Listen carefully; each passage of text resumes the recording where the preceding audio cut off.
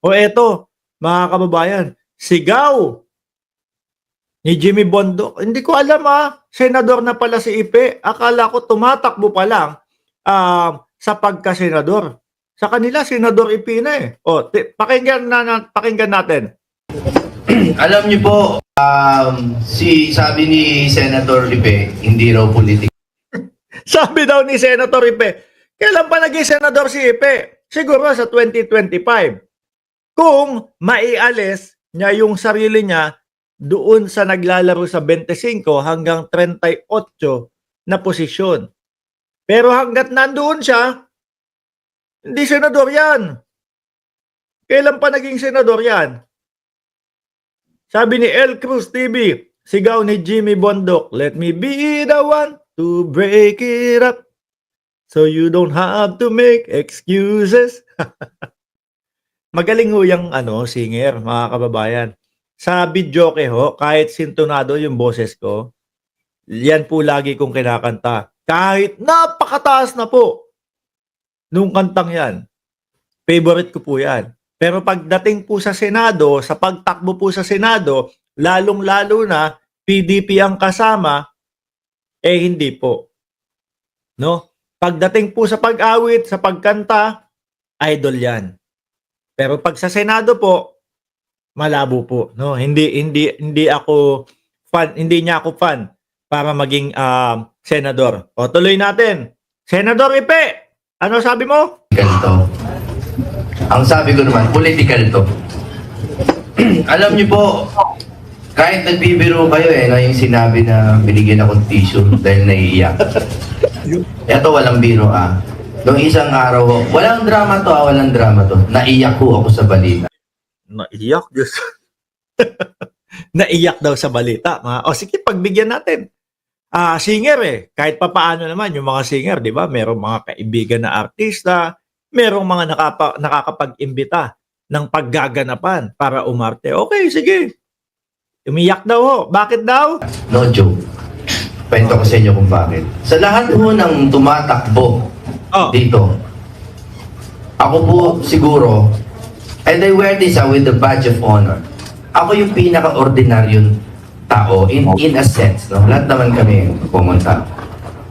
Hindi, halos pare-parehas naman si Ipe at artist. So ikaw, singer naman. Pare-parehas naman kayo sikat dyan. Ordinaryong tao po ako, wala kaming makinarya, wala akong pera.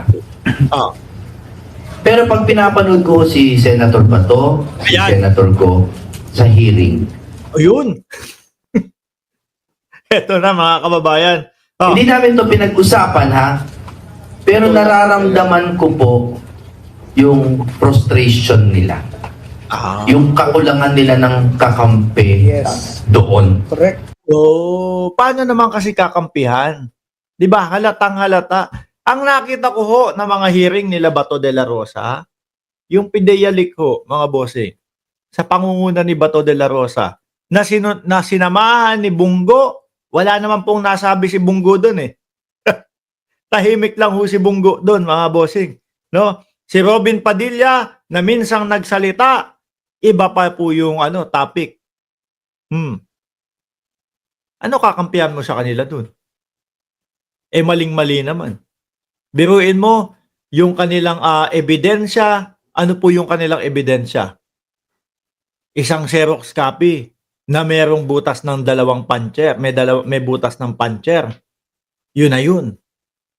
Ipinagdidiinan ni Bato de la Rosa. Legit to. Bakit? Dahil daw ho may puncher. May butas daw po ng puncher. Yun na ho yun, mga bossing. Kung makita mo kung paano siya mag-handle nung kanyang hearing, hindi mo alam kung saan pupunta. Kung papunta bang Montalban o papunta ng Cubao. Bakit to? Para hong naghahanap lang Para lang hong naghahanap, mga kababayan, na parang naghahanap nung hagdan, papunta para ma-connect kay First Lady Lisa Marcos. Doon usapang pideyalik lang po yan, mga kababayan. Yun yung nakita ko na naging hearing at talagang si Bato talagang tinatry na ma-connect yung mag-asawa, yung Pangulo at yung First Lady. na ma-connect. Ginamit ho yung pangalang si Kumar. Dahil mga bossing, kaibigan ng First Lady o kaibigan ng unang ginang. Kaya sabi, si Kumar, ganito, ganyan. O, di ba? Merong mga session na mga naganap na pagbatak, etc., etc. Ang dami yung sayang na pondo ng bayan doon. No? Yung mga pagpapatawag, yung mga pagpapakain, paano mo kakampihan yung mga tao na yan? So, ibig sabihin, mga bossing, kakampi ni Bato de la Rosa yung agenda o yung gagawin ni Bondok. Di ho? No? Maging kakampi ni Bato de la Rosa yung gagawin ni Jimmy Bondok, mga kababayan. Pagtatanggol lang din ho sa Duterte. Kahit na ho, kulang-kulang yung ebidensya, kahit na ho, walang sapat na ebidensya, kahit pagtawanan sila ng mamamayang Pilipino, basta masira nila yung administrasyong Marcos. Tuloy-tuloy lang ho, mga boss. Ano sabi ni Ron de la Cruz official? Naido, iyak ka na muna dyan. Thanks sa views. Nasa si Naido, ano sabi ni Naido? Kahit pa paabutin nyo yan ng 1 bilyon at 1 trilyon, di uubra. Uy, trilyon, bilyon daw. Yung inihinging budget ng Vice Presidente na hindi ayaw ipaliwanag. Hindi yan uubra sa BP namin. Parang budget lang yan ng amo nyo. Biglang nawala. Ebidensya nga. Kami meron mga katanungan sa Vice Presidente na ayaw sagutin. Yun ang legit. Merong mga tanong na ayaw harapin. At take note ha. Ngayon, bakasyon po. Kumbaga, nakabakasyon ang mga sesyon. Pagsapit ng January 6, matataranta na yung mga DDS nyo. Matataranta niya na yung mga Duterte. Bakit to? Tapos na bakasyon.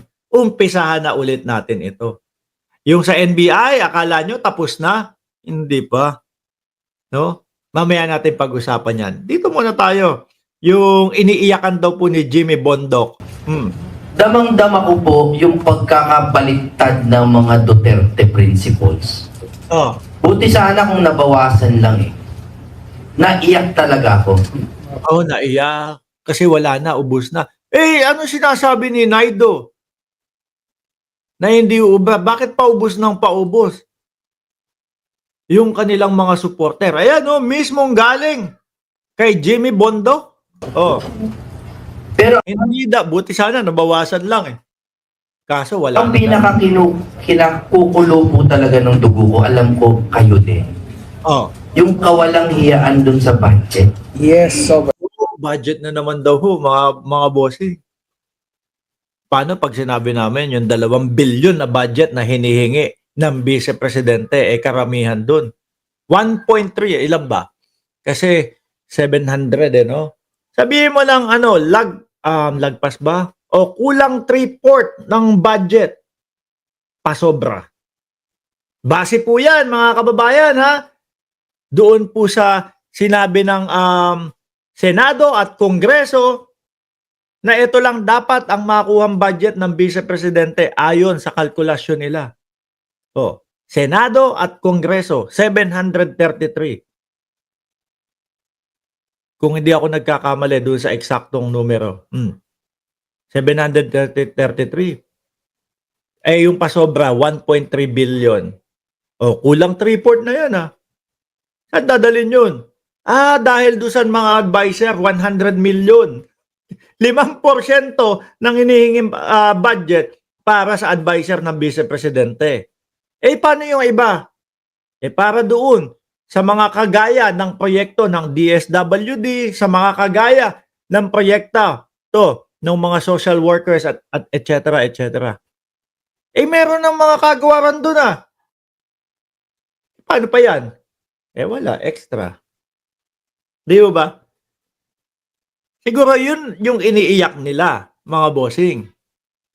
Iniiyak nila, hindi na pagbigyan yung budget. Wala tuloy tayong makinarya. Sabi po nung iba, sabi po ng mga nagko-comment, naku, baka yung 1.3 na yun, para sana sa kanilang kandidatura. Ano? Pwede. Hindi malayo na mangyari. Di ba? Tuloy. Hindi ko po talaga makaya kung lumapit ako kay Senator Bato. Boss, makakalusot ba talaga to? For me, it's absurd, no, unreal, na may makakalusot talagang ganito. Na may mga, sabi nga ni Attorney Trixie, may mga unconstitutional na labag na po sa Constitution. Maganda yan, inilalabas yung ebidensya nila. Ano ho? Hindi yung ganyang usap-usapan lang nila. Ayaw nila baguhin yung Constitution pero pilit naman nilang nilalabas. Ayaw nilang baguhin yung konstitusyon, sabi ni Jimmy Bondoc. Ay, totoo kaya yun, mga boss? Ayaw baguhin ng administrasyon yung konstitusyon. Parang ang hirap pong paniwalaan nun, mga kababayan. Ano? Duterte debunks destabilization, opposes Chacha. Parang ang dating Pangulong Duterte yung nagsasabi, sino ba naman? Okay ako kay Marcos. Eto, sa ilalim po ng balita na yan, okay ako kay Marcos. Sino ba naman ako para palitan siya? No? Yan, Duterte yung nagsasabi, Jimmy Bondoc. Alam niyo po, napakasarap, no? Na mag-vlog. Tapos, pro-government ka. Bakit to? Simpleng-simple ho eh. Yung mga ebidensya na kukuhanin mo o yung mga materials na kukuhanin mo, galing na din po sa kanila. Kumbaga, kinakalaban lang po nila yung kanilang mga sarili at yung mga kakampi nila. Tapos sabi, ayaw po nilang baguhin yung konstitusyon, etc., etc. Tapos, gayan, magnanakaw sila ng pondo ng bayan. Diba, Just Vincent, par? Tuloy mo. Kaya I'm very glad na nandito po kayo ngayon. Dahil hindi ko po alam sa aking mga kasama, pero ako po, kayo lang ang pag-asa ko. Kayo lang. Hindi pa ginagalingan ng mga vloggers nila. Kayo lang ang pag-asa ni Jimmy Bondoc, hindi nyo pa ginagalingan. Ba't matatawag natin hindi magagaling? Si Jimmy Bondoc nandoon. Nasaan? Pang 28 din. Nandoon sa listahan. Hanapin mo doon sa top 12. Wala. Ano ba naman yan? Naniniwala ako by God's grace. Usapang ano na po? Usapang relihiyon na? Usapang ano na? Sige, pakinggan natin. By the Holy Spirit. Makakapasok ang PDP lang. Yes. Naniniwala ako. Straight yan.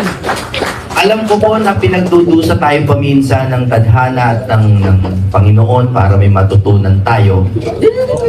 Pero naniniwala po ako na hindi kaya pinagdudusa ng Panginoon dahil doon sa mga kabuktutan na nangyari nung panahon na namamayagpag po sila sa kanilang mga posisyon. Hindi kaya ho ganun, sir?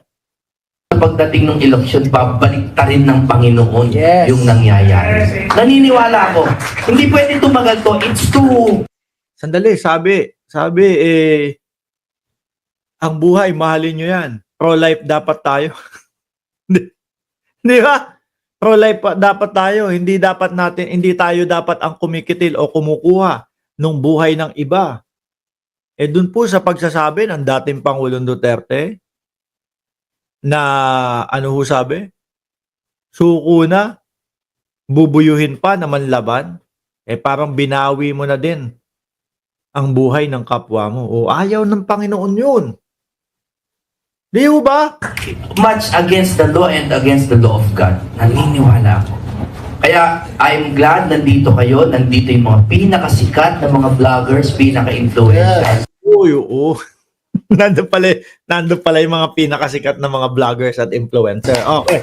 Your voice matters. Your support matters. Kailangan po namin kayo. Lalo na po yung mga maliliit na tao katulad. Kaya Merry Christmas po. Mag-enjoy lang po kayo sa aming humble na lugar. Magsasalita pa si Senator Bato at Senator Go. Ako po, advance na pasasalamat po sa inyong suporta sa mga taong katulad. Yung mga vloggers ninyo, galingan nyo yung pagbablog ninyo. No? Para naman, si Attorney Jimmy Bondoc ay manalo. Kasi sa 3 oras na magbablog sila, mga kababayan, wala pong ibang ginawa kundi, palipad naman kayo dyan. Ayaw nyo magpalipad, sasayaw ako. Sa 3 oras, mga bossing. Ilan topic? 2. Mas una ho kasi yung palipad, mga kababayan. Baka may magsabi na naman dyan, Mark, inggitero ka doon sa kanilang mga palipad. Inggitero ka kasi madami silang nakukuha o madami silang nauutong mga OFW.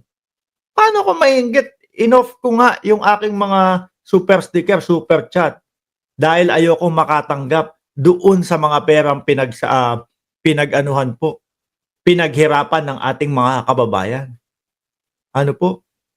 Sa mga OFW, lalong-lalo na po doon sa mga kababayan natin na nag-aalaga po ng anak ng iba na nasa ibang bansa ho.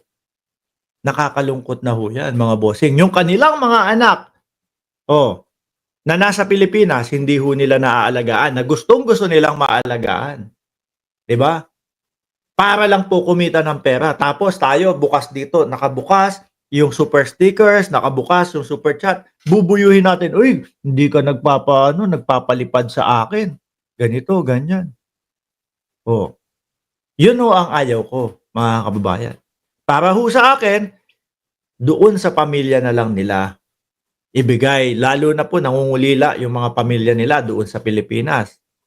Okay na ho yun, mga bossing. Tayo nga yung like, simpleng pagpapalike natin at simpleng pagpapasubscribe, inirereklamo ng mga DDS. Pero yung mga panguuto sa mga OFW, ng mga vloggers nila, hindi nila nirereklamo. Di ho ba, mga bossing?